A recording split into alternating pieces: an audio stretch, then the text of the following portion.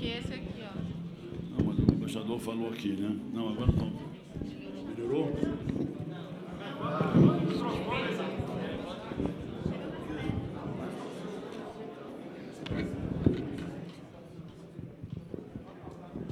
Alô?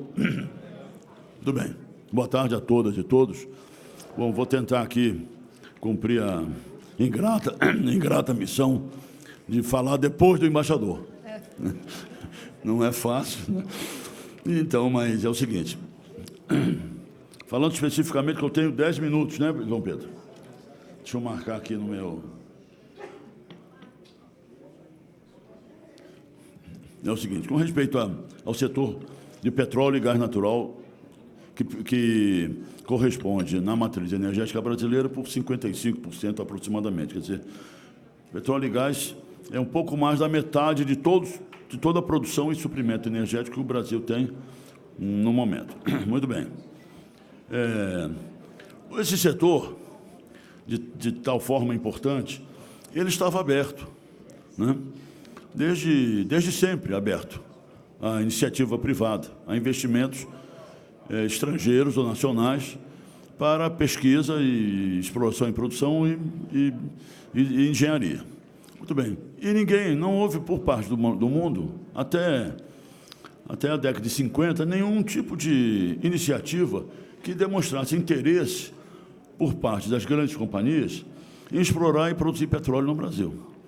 Mas a nossa dependência era tão grande que acabou passando as ruas e o movimento Petróleo é Nosso desagou na criação da Petrobras, na criação de uma empresa estatal para efetivamente tratar desse setor sob o aspecto, na concepção monopolista. Por que monopolista? Porque, naquela época, nós éramos grandes importadores de petróleo bruto e também de combustíveis, né? E precisava de uma área de exploração e produção que nem geólogos havia no Brasil, embaixador. O curso de geologia foi feito por causa da Petrobras, pelo Juscelino, né? Muito bem. Então, a Petrobras foi formada. Ninguém se interessava, a Petrobras foi fundada, diferentemente de outras empresas que foram estatizadas, empresas estrangeiras que foram estatizadas no Brasil, no setor elétrico, principalmente, né? Petrobras não. A Petrobras foi fundada do chão mesmo por brasileiros, que não havia empresa estrangeira operando no Brasil. Muito bem. E construímos uma empresa que tem a indústria petrolífera, ela é intensiva em mão de obra muito especializada, intensiva em pesquisa, em geociências e engenharia, sabe, embaixador? Então, o senhor falou até no SEMPES, que é um grande investimento, né? Então, a empresa, quer dizer, quando a gente fala numa empresa estatal, naquela época tinha 80% de participação governamental e 20% de participação privada, quer dizer, quem investiu na Petrobras foi o povo brasileiro, através do seu acionista controlador, que era a União, né?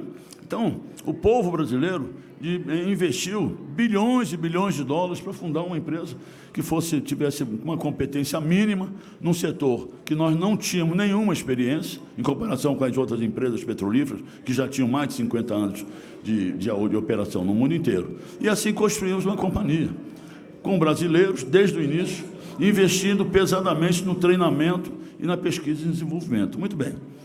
E assim fizemos, a ponto de chegarmos a uma situação que abastecíamos integralmente o território brasileiro. Do Oiapoque ao Chuí, tínhamos as nossas refinarias estrategicamente plantadas, com projetos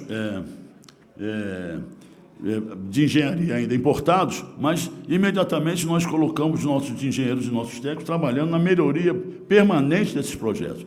A refinaria, ela sofre permanentemente ao investimento de inovações e tudo mais, para que a eficácia dessa refinaria em relação à carga que ela processa seja melhor modo possível, com objetivo ao consumidor. Então, a empresa trabalhou sempre assim, com uma preocupação extremamente central. Quer dizer, Nós vamos produzir e refinar petróleo brasileiro e importado, mas com um objetivo principal do menor preço ao consumidor. Porque a gente sabia que petróleo e gás natural são absolutamente essenciais para o desenvolvimento econômico do país, né? Muito bem. Então, assim viemos, né? E desde o início, até nos governos militares, houve um programa de substituição de importações. Se lembra, embaixador? Então, nós começamos a interagir com a empresa brasileira, né? A área de petroquímica, por exemplo, eram 3 sócios, um estrangeiro que entrava com a tecnologia, um privado brasileiro, iniciativa privada brasileira, e a Petrobras, que entrava com... A Petrobras entrava com 40%, os dois, o estrangeiro com tecnologia 30% e o sócio brasileiro privado com 30%. Então, a interação da Petrobras com o desenvolvimento industrial brasileiro sempre foi muito intensa desde o início. Muito bem. E chegamos na área de exploração e produção, onde o Brasil era considerado um país não atrativo, do ponto de vista de produção de petróleo. Começamos a descobrir no mar, no segundo poço, logo descobrimos o petróleo lá no campo de Guaricema, em Sergipe, e depois, em 74, descobrimos a Bacia de Campos. E aí, a Bacia de Campos já foi o primeiro ponto que é importante que nós reflitamos a respeito, porque a Bacia de Campos nós descobrimos petróleo em águas profundas, e não havia tecnologia em nenhum lugar do mundo. Então, aí que mostra a importância de uma empresa operadora, né, industrial, em qualquer ramo da indústria, que lida e que trabalha no limite do conhecimento. Quando você trabalha no limite do conhecimento, aparece, com competência, aparecem as oportunidades de inovações, de melhoria. Você trabalha com uma tecnologia já conhecida, então aquilo já está mais ou menos conhecido e no mundo inteiro o pessoal já conhece. Agora, a riqueza da atividade industrial, tá? Quando você trabalha no limite do conhecimento, do desconhecido. Aí sim é que aparecem as grandes oportunidades de inovação. Muito bem. E assim foi na Bacia de Campos, com águas profundas. Fomos obrigados a desenvolver com pesquisa científica, de engenharia tecnológica e de engenharia, chegarmos aos nossos projetos de produção da Bacia de Campos, né? E isso deu à companhia uma musculatura, uma consistência científica e tecnológica e operacional absolutamente extraordinária.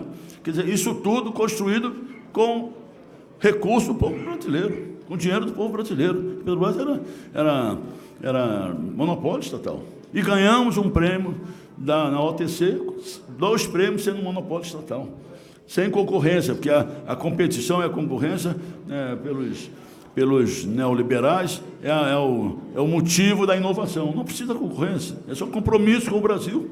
Não é mesmo? Muito bem. Continuamos.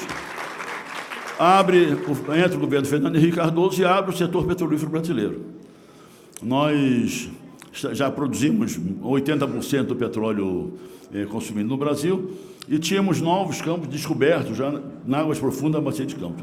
O governo Fernando Henrique abre e, com a visão de abertura do mercado brasileiro para as empresas estrangeiras, diz para a Petrobras, isso não está escrito, mas era a recomendação, Petrobras, se restrinja a Bacia de Campos na área de exploração e produção.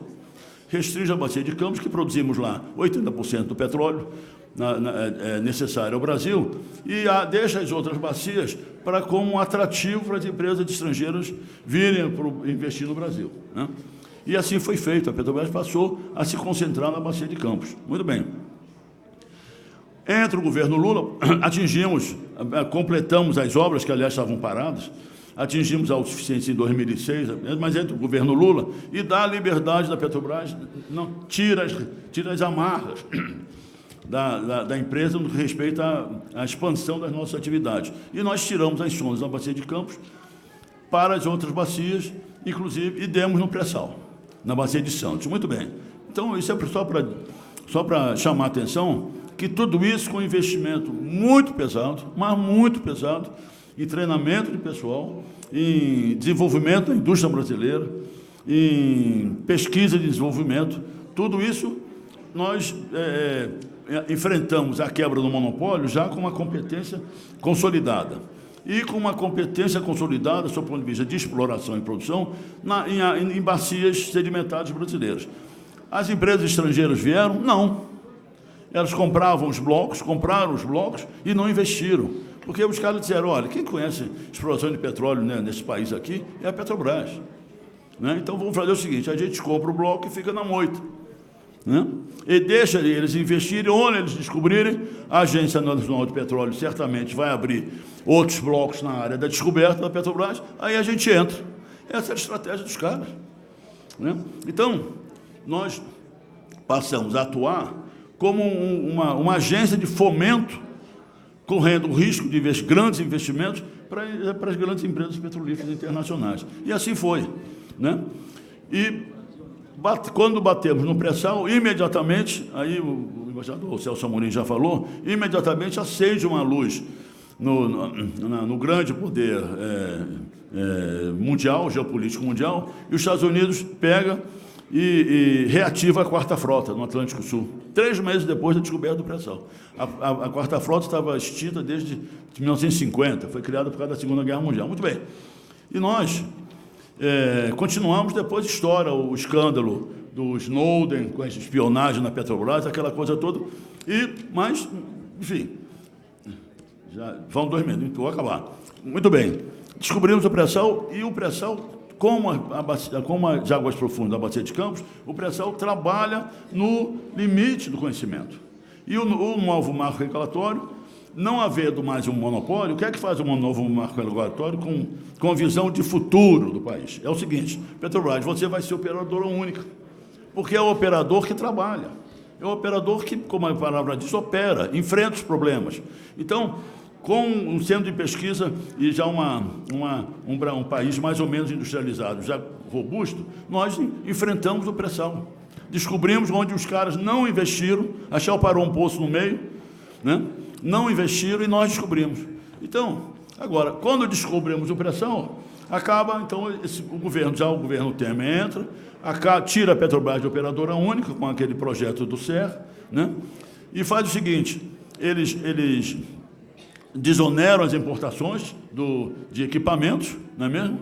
E aí começam a privatização e interferir mesmo em todo o sistema de óleo e gás no Brasil, acabando com as refinarias, também vendendo para as refinarias. E começaram com os oleodutos. Quer dizer, o cara privatiza uma atividade que é monopolista. Que se tivesse 3 oleodutos, o cara privatizasse um, tudo bem, gasodutos, que eu estou dizendo. Mas não, só tem um gasoduto. Quer dizer, a gente não pode deixar de usar o gasoduto. Então, eles privatizaram uma atividade monopolista. Muito bem, vou terminar. E é o seguinte, é isso que estão fazendo com a Petrobras. Então, estão entregando de mão beijada, qualquer preço que fosse, entregando um investimento pesado que nós fizemos durante mais de 50 anos, para empresas que não investiram no Brasil. Elas competiram conosco e nós ganhamos a competição. E elas não descobriram. Fomos nós a descobrir. Então, eles estão destruindo tudo isso que foi construído com o dinheiro do povo brasileiro, que no final das contas é o proprietário das nossas riquezas naturais. Isso é absolutamente inaceitável. Né? Nenhum país do mundo faz isso. Está entendendo? Principalmente num assunto como é o petróleo e gás natural, de energia, é o que nós estamos fazendo. Na verdade, o embaixador, o senhor falou aí, e é verdade, nós estamos sob um governo de ocupação. Esse é um governo colaboracionista, não é mesmo? Para vender as nossas riquezas através da privatização. Tinha muito mais do que falar, mas eu acho que isso basta. Obrigado. Muito bem, obrigado, Estrela. Eu quero convidar o companheiro Kleber, do CIMI, para já vir à mesa, porque vai depois dar o seu depoimento sobre áreas indígenas ameaçadas. Companheiro Kleber, obrigado pela presença.